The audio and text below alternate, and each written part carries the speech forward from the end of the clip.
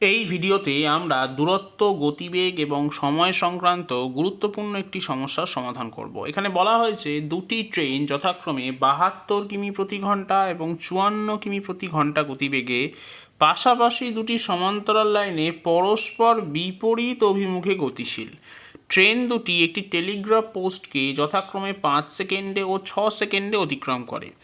Train দুটি পরস্পরকে কত সেকেন্ডে অতিক্রম করবে তা জানতে চাওয়া হয়েছে। এখন কোনো ট্রেনের কোনো টেলিগ্রাফ পোস্টকে অতিক্রম করার অর্থ হলো তার নিজের দৈর্ঘ্যকে অতিক্রম করা, এবং পরস্পরকে অতিক্রম করার অর্থ হলো তাদের দৈর্ঘ্যের সমষ্টিকে অতিক্রম করা। এই জাতীয় সমস্যার ক্ষেত্রে প্রথমেই আমরা এই যে কিমি পার ঘন্টা দেওয়া আছে এটাকে মিটার পার সেকেন্ডে রূপান্তরিত করব। তার জন্য আমরা জানি এই 72কে গুণ করতে হবে 5-এর 18 দিয়ে। তাহলে 5-এর 18 দিয়ে যদি আমি গুণ করি, এখানে আসছে 4, তাহলে হচ্ছে 20 মিটার পার সেকেন্ড।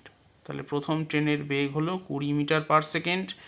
একইভাবে দ্বিতীয় ট্রেনের গতিবেগকে যদি আমি মিটার পার সেকেন্ডে নিয়ে আসতে চাই, তাহলে আমি পাবো 54 ইন্টু 5-এর 18, তাহলে এখানে 3, তাহলে আসছে 15 মিটার পার সেকেন্ড। যেহেতু তারা বিপরীত অভিমুখে গতিশীল, তাই তাদের আপেক্ষিক বেগ হবে 20 যোগ 15, তার মানে 35 মিটার পার সেকেন্ড। এখন প্রথম ট্রেনটি টেলিগ্রাফ পোস্টকে 5 সেকেন্ডে অতিক্রম করছে, তাহলে প্রথম ট্রেনের দৈর্ঘ্য হবে প্রথম ট্রেনের বেগ ইন্টু 5, তার মানে 100 মিটার। একইভাবে দ্বিতীয় ট্রেনটি সময় নিচ্ছে 6 সেকেন্ড এবং বেগ 15 মিটার পার সেকেন্ড, তাই দ্বিতীয় ট্রেনের গতিবেগ হবে 15 গুণ 6, অর্থাৎ 90 মিটার। তাহলে সম্মিলিত দৈর্ঘ্য হবে 190 মিটার। তাহলে এই বেগ নিয়ে 190 মিটার অতিক্রম করতে সময় লাগবে 190 ভাগ 35। আমরা যদি 5 দিয়ে কাটি তাহলে পাচ্ছি এখান থেকে 5 3 15, 5 8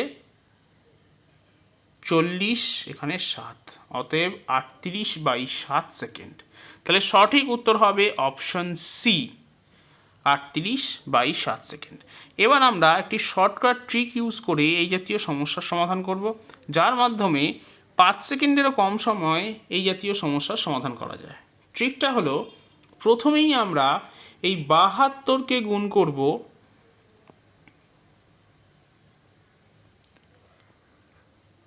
প্রথমেই আমরা 72কে গুণ করব 5 দিয়ে। এর সঙ্গে যোগ করব 54 গুণ 6,